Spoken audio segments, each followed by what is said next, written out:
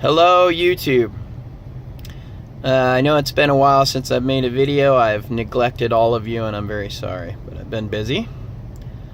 I wanted to make a quick video about school speed zone flashers and that we maintain and program the school speed zone flashers in my municipality. And it's something that's very important, and I think that I would say most traffic signal technicians have their hands in this as well as working in signals. A lot of people on their commute get irritated because they have to slow down through one of these while they're going, and you know, even nowadays now there's camera enforcement put up through school speed zones, which honestly is the only place I ever think that it almost makes sense to do that. You know, other than that, you know, have law enforcement on the side street ticketing people, whatever. But you know, there's kids walking around and we don't want them to get squished, obviously. And as far as a public safety measure, this kind of stuff is ideal. You know, whatever Joe commuter is doing when they're sitting here driving going, wow, that guy was going 30 miles an hour approaching here. Look, see, they finally slowed down. I guess I would spend a good at least 15% of my time on maintenance of school speed zone flashers. Even though I've got a lot of signals, I have a growing amount of these going in. And as you can see, this particular setup here, we have a your speed radar speed sign set up here. And this sign is programmed on normal hours when the school speed zone is not active. It goes up to the normal 35 mile an hour speed limit. Okay, and the school speed zone time clock is programmed, you know, for certain hours or times during the day that the school specifies their bell times, and we have it set up like 5 minutes before the bell rings, and then like, you know, 15 minutes after. And this particular school actually shares a school speed zone with another school that's around the corner here, and so we have the time lengthened here. And that radar speed sign, when this is not active, it goes back to the normal speed limit. But right now, as you can see, it's set for anything over 20 miles an hour.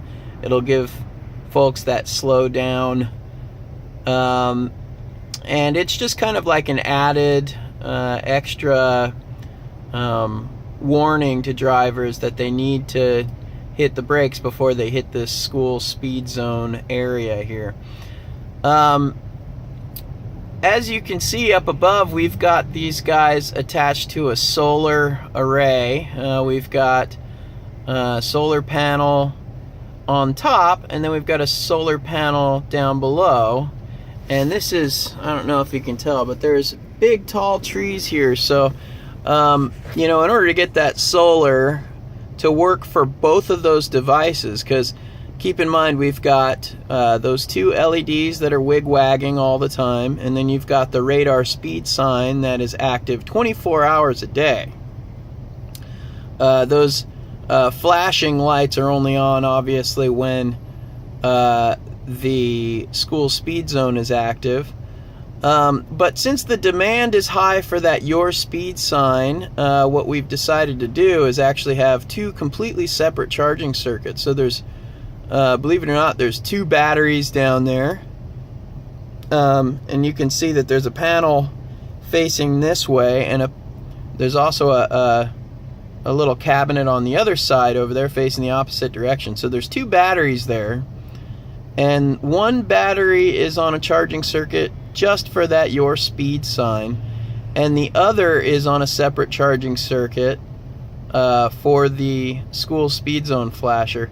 And that's very important to keep them separate, just because if anything's going to run the power down, it would be that your speed sign. And if worst case scenario, if conditions were such that here in the Pacific Northwest, it's going to be dark enough this time of year here in the winter that that battery could run down. We want that school speed zone flasher to work no matter what, and so keeping them separate is pretty much the way to go. In fact, when they first installed this, we had a large deep cycle battery, and we actually had to add that solar panel up there because the combination of these two, the draw was just a little bit too much for those batteries to keep up. So anyway, we maintain these. Obviously we go out when something's awry or the clocks drift or something funky, but we'll also we do a preventative maintenance 2 times a year. And next month here, coming up starting tomorrow, is my preventative maintenance schedule for the school speed zone flashers. And I do hook up to the clocks, even though I'm not changing the times or anything, just to sync the clocks, so that if they have drifted in the past 6 months. But then next August I will be getting into all of the school speed zone flashers and hooking up to the clocks and actually putting the schedules for the school year. Most of the schools start in September, right? And then they run until all the way up until the first week of June usually. But by August, that's when I need to start digging and finding the, if all of the different school districts and schools and have changed their calendars, or and I go through all the websites, and I actually call the principals to the schools, and I create a database of all the schools, different calendar schedules, their bell times and everything, and then also like all of their vacation days, holidays, and even like half days. Some of them have early release and such. All of that stuff needs to be documented, and it changes from year to year. No matter what we do, they have their own world over there though. So it seems to me that I think I don't necessarily have the most solid program put together until at least halfway through the month of August. But then by the end of August, I am running around to all of these school speed zone flashers, and I have quite a bit in my area, over almost 60 different clocks that I individually have to hook up to using my laptop for the software. The particular manufacturer that we're using right now, they do have a cellular option, but if you imagine a cellular connection to every single one of these means one cellular account that you have to be paying for, and that's a recurring monthly account that a lot of municipalities don't necessarily want to pay for. If they could just pay for a guy to stick a serial cable into one of these clocks and program it, then so be it. So that's where we're at right now. But the capability is there to wirelessly program these,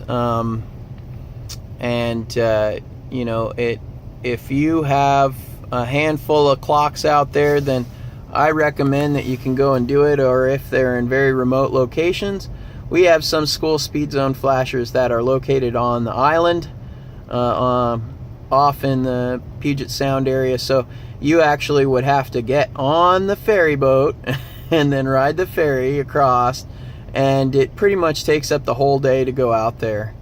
And so we do program and maintain those remotely, but we still go out and do preventative maintenance on them at least once a year. So but if anything needs to be fixed, you got to get out there on the ferry boat and do that whole thing. So anyway, that's just a little bit about how we work on our school speed zone flashers. As you can see, I'm sitting here monitoring it. It's doing what it's supposed to do.